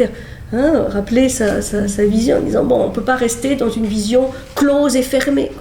C'est dynamique, c'est ouvert. Et c'est là où ça ouvre sur la vision actuelle, de la communication, de l'information. Bon.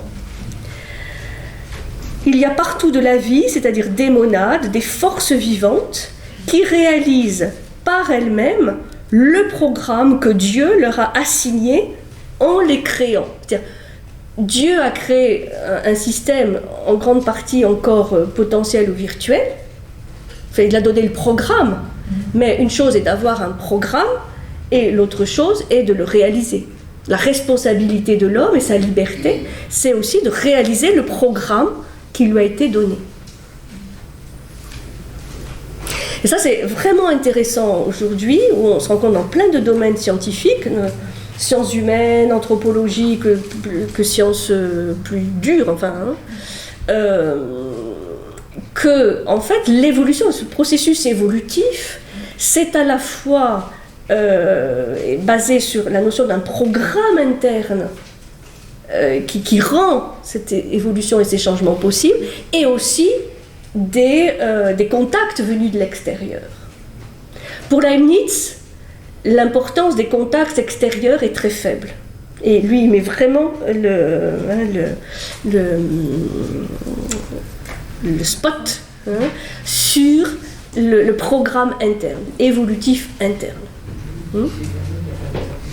Donc, continuité est un mot-clé de la métaphysique de Leibniz. Il y a une continuité, il y a un continuum de l'espace et du temps, et de la matière et de l'esprit. Alors, il y a un autre concept qu'il faut que je vous explique, c'est celui d'harmonie préétablie. Harmonie, c'est pas simplement le philosophe de l'harmonie, mais de l'harmonie préétablie. Et là, il va employer une image qui est importante pour comprendre. Ce concert, parce que c'est comme un concert. Le concert de toutes ces monades se fait à partir d'une harmonie préétablie par Dieu.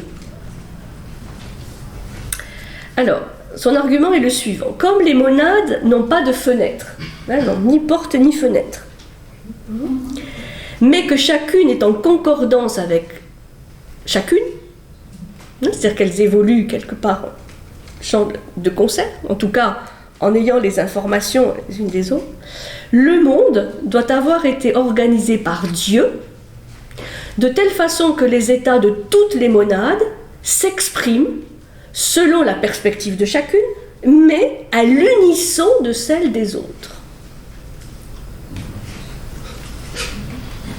Chacune a sa vie, son évolution, mais ça se fait quand même dans une certaine harmonie, consonance, résonance, unisson.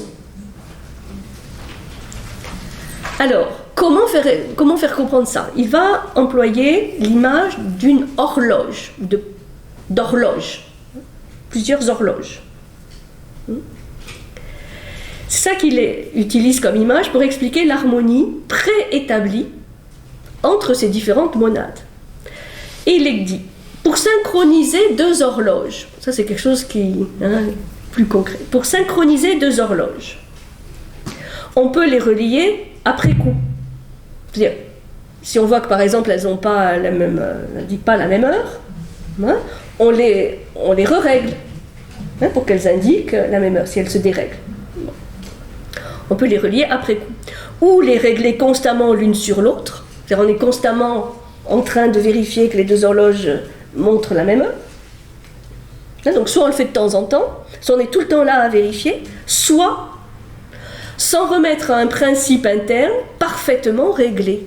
C'est-à-dire qu'il y a un mécanisme à l'intérieur des horloges qui font qu'elles seront toujours réglées de la même manière, qu'elles indiqueront toujours la même heure. Qu'on n'aura pas besoin d'intervenir. C'est ce dernier principe que retient Leibniz pour les monades. On a des monades pré-réglées. On est en plein déterminisme. Non, justement pas. Justement pas. C'est ça la richesse de la vision de la... Vous allez voir. L'harmonie préétablie, ce principe d'harmonie préétablie, est le noyau, enfin c'est pas simplement que ça résout le problème de l'esprit et la matière, c'est le noyau du système de Leibniz, puisque l'harmonie est unité dans la diversité. Parce que ça n'empêche aucune horloge de se détraquer. Et ça, c'est le grand privilège humain. Que plus on avance dans le continuum minéral, végétal, animal, humain, plus on progresse, plus il y a de liberté. Le minéral a moins de possibilités de ne pas évoluer tel que son programme interne le lui exige. Sauf si on casse le diamant, sauf si on casse la pierre, et effectivement, là, on va changer le programme, on va intervenir. Mais il y a un programme qui fait que naturellement, on sait le processus, par exemple, d'un charbon, un morceau de charbon qui devient un diamant. C'est la même chose. C'est la même structure, simplement. Dans le programme du charbon, il y a le fait de devenir diamant. Et que si on le laisse tranquille, il devient diamant. Avec du temps,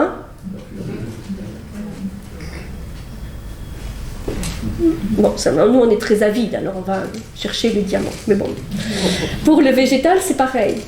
Pour le minéral, pour l'animal c'est pareil. Pour l'homme, c'est les monades supérieures. Donc là, ça veut dire qu'il n'y a pas justement une prédétermination totale. Comme je disais au tout début, ça incline, mais ça ne détermine pas. Ça incline.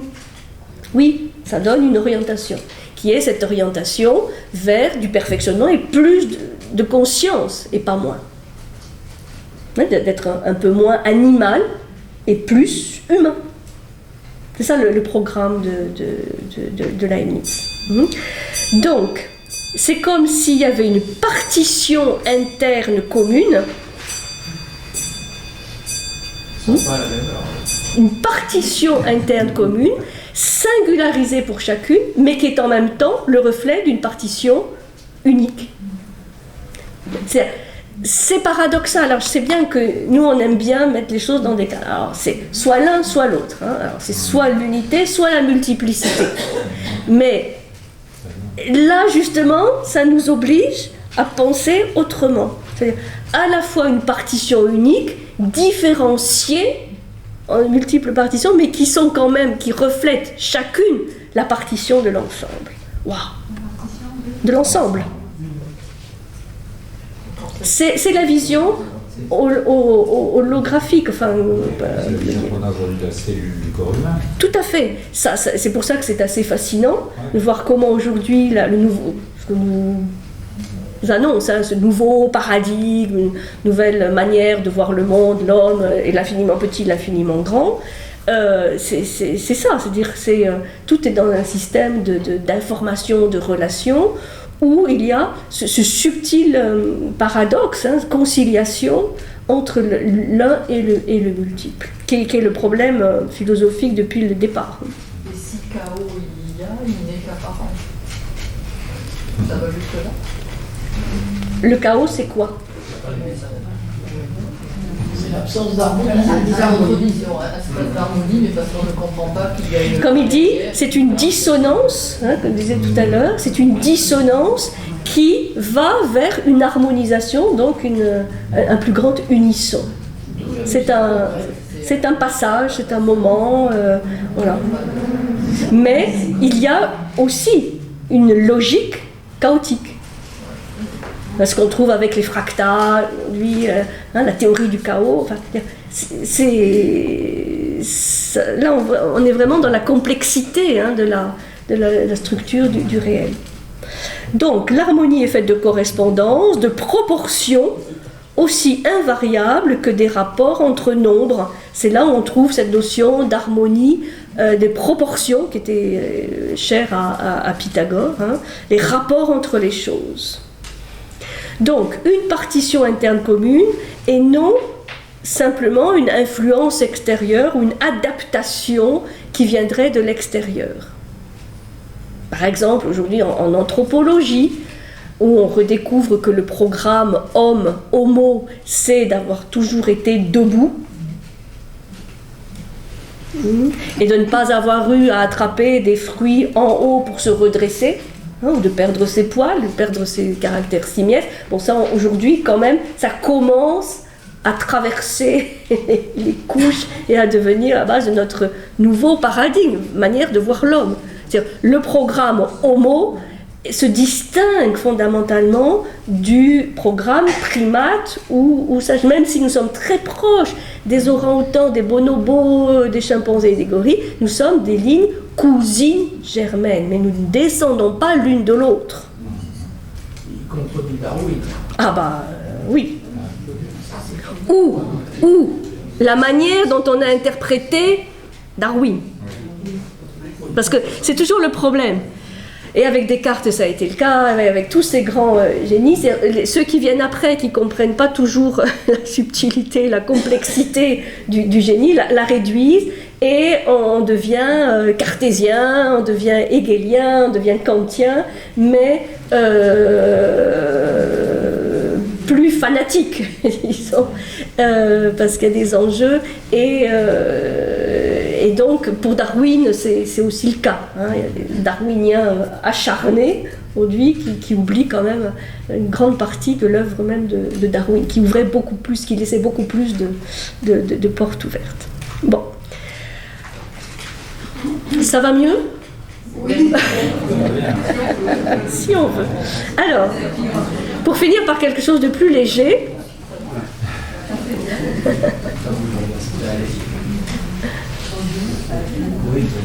qu'est-ce que je pourrais vous dire ? Je voulais vous faire part de ce que Michel Serres, parce que lui c'est quand même un bon vulgarisateur, comme on dit, des choses les plus compliquées. Michel Serres est un fan complet de Leibniz.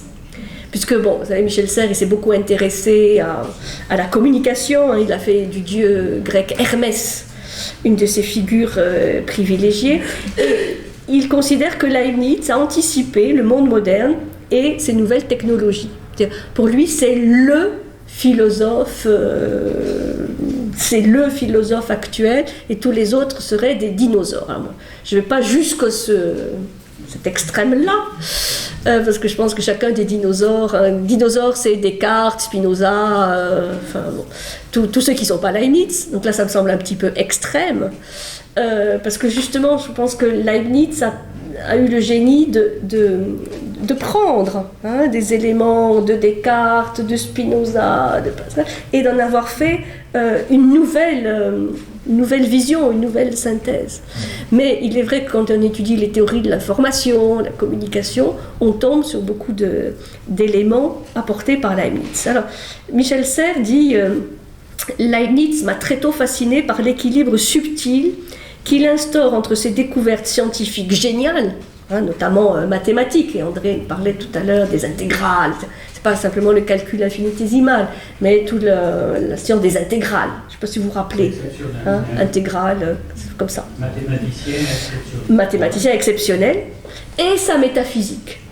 Sa pensée est systématique, mais à la différence de Descartes avec sa méthode, ou de Hegel avec son système, rien n'est clos et figé chez lui.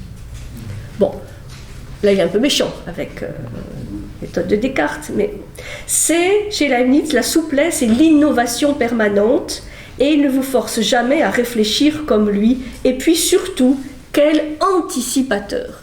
Pour Serres, Leibniz est vraiment un visionnaire. Et donc il dit en mathématiques, bien sûr, Leibniz peut nous aider à penser la grande révolution des mathématiques modernes. Car il est, avec d'autres, le père du calcul infinitésimal, mais aussi le grand précurseur de la théorie des ensembles. Cependant, il ne s'arrête pas là.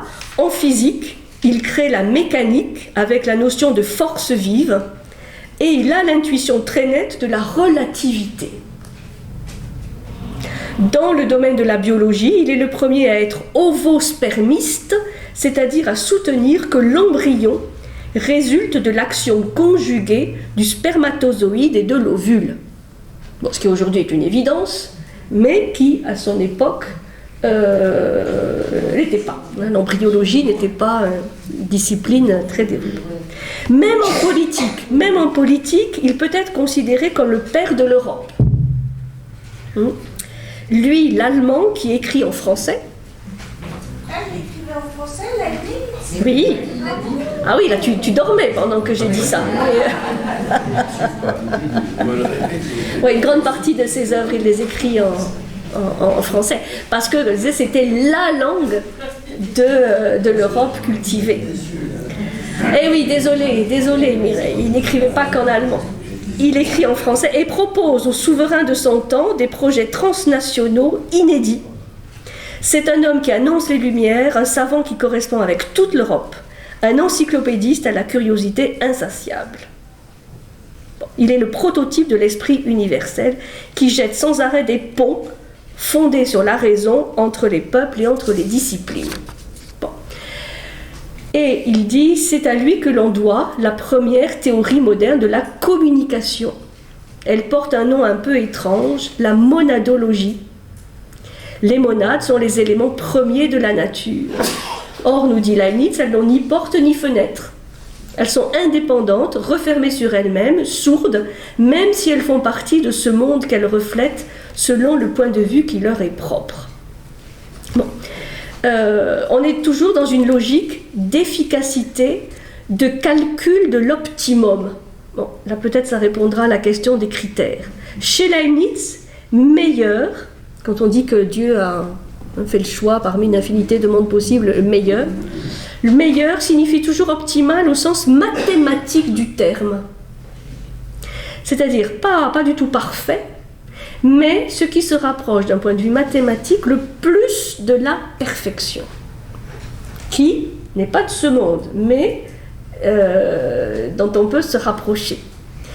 C'est pourquoi Voltaire, et là je suis d'accord, s'égare quand il raille dans Candide le meilleur des mondes possibles de Leibniz, parce que Voltaire reproche à Leibniz de ne pas considérer les catastrophes de ce monde. Vous savez que Voltaire a été très touché par le tremblement de terre de Lisbonne. Il dit c'est pas possible de dire qu'on vit dans le meilleur des mondes possibles. Bon, il n'avait pas tout à fait compris, je pense, la profondeur, ou il n'a pas voulu, disons, voir la profondeur de la vision de Leibniz.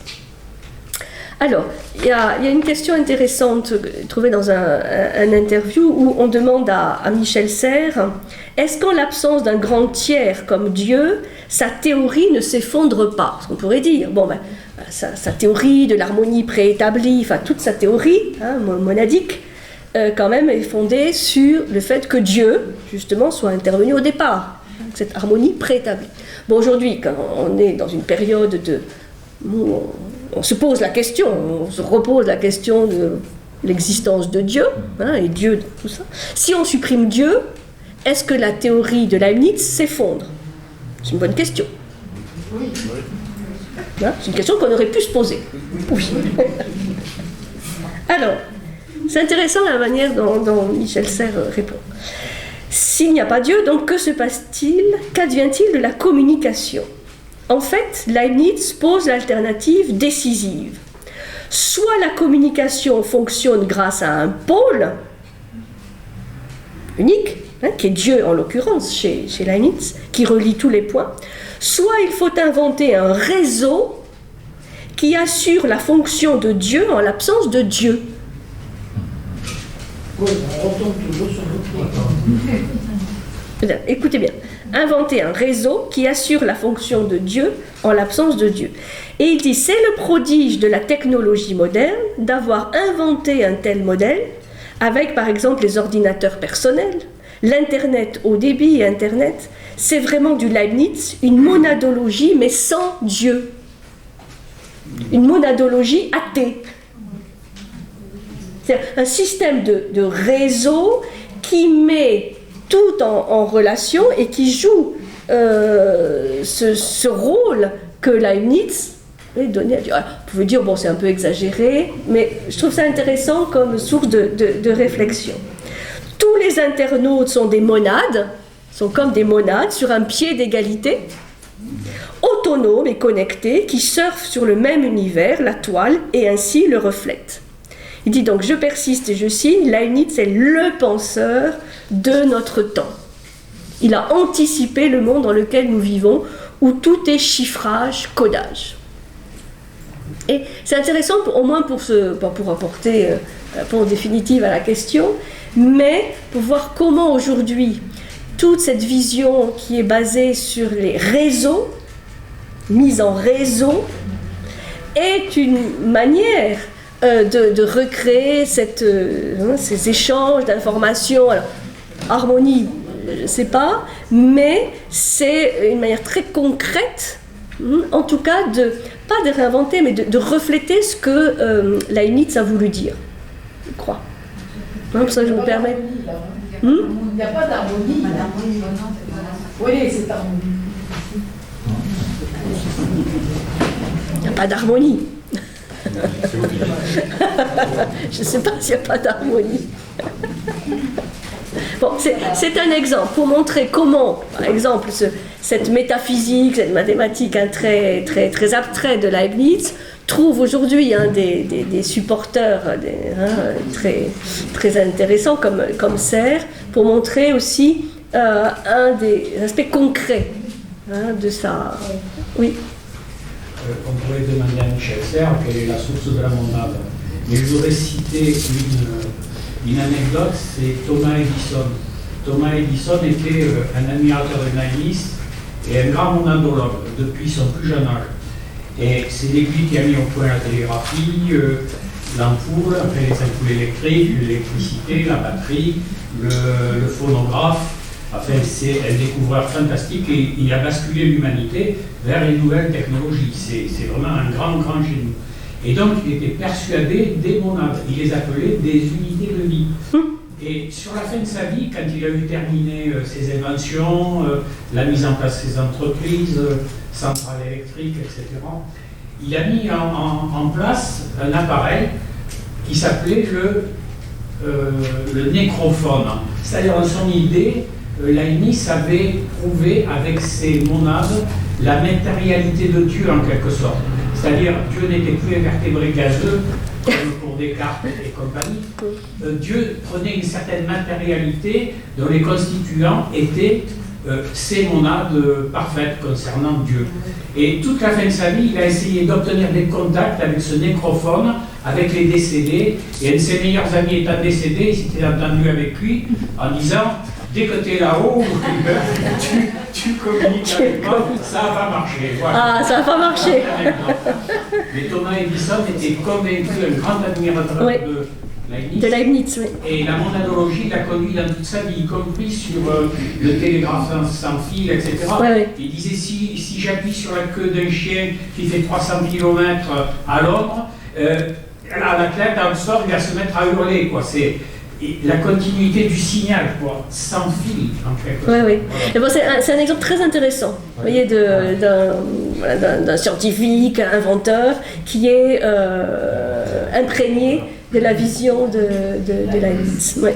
Et c'est ce que dit, bon, je terminerai simplement avec ça, comme il dit Serre, regardez les cogniticiens qui étudient le cerveau comme un gigantesque réseau de communication, ou les biologistes qui analysent le code génétique, le nombre faramineux de combinaisons possibles entre les ADN du père et de la mère, ils se retrouvent en pleine explosion combinatoire leibnizienne. Tout ce qui est donc étude des combinaisons, des réseaux, hein, et des choses qu'on commence à étudier dans le détail et qui restent en grande partie aujourd'hui encore mystérieuses. Hein. Et pour citer la monadologie, pour finir, chaque substance simple est un miroir vivant perpétuel de l'univers. Je trouve que c'est joli comme expression. Chaque substance simple est un miroir vivant perpétuel de l'univers. Et moi, ça m'a fait penser aussi à toute cette découverte récente, par exemple des neurones miroirs. Ouais. Chaque substance simple est un miroir vivant perpétuel de l'univers. Vous savez, les neurones miroirs, c'est-à-dire que chacun se constitue, hein, ces neurones, en reflétant, en fait, neurones miroirs. Et c'est un concept, le mouvement perpétuel, c'est un concept important. Hein. Oui, perpétuel, oui, tout à fait. C'est l'image des horloges, en fait, et la notion de miroir. Donc, bon, simplement, moi je dirais que c'est vrai qu'il est fascinant par le fait de concilier quand même des visions très anciennes, hein, référence à Pythagore, à Démocrite, aux atomistes, enfin, tous ces philosophes qui ont mis en évidence l'harmonie à la fois métaphysique et mathématique, et avec la science de son temps, hein, donc en répondant à Descartes, à Spinoza, à Pascal, comme on l'a vu, et aujourd'hui, qui peut inspirer des chercheurs vraiment de notre époque. Ceux qui sont justement dans cette, mais ils sont de plus en plus nombreux, dans cette vision globale, systémique, des interrelations entre les choses. Edgar Morin, avec sa complexité, est aussi quelque part un disciple de Leibniz.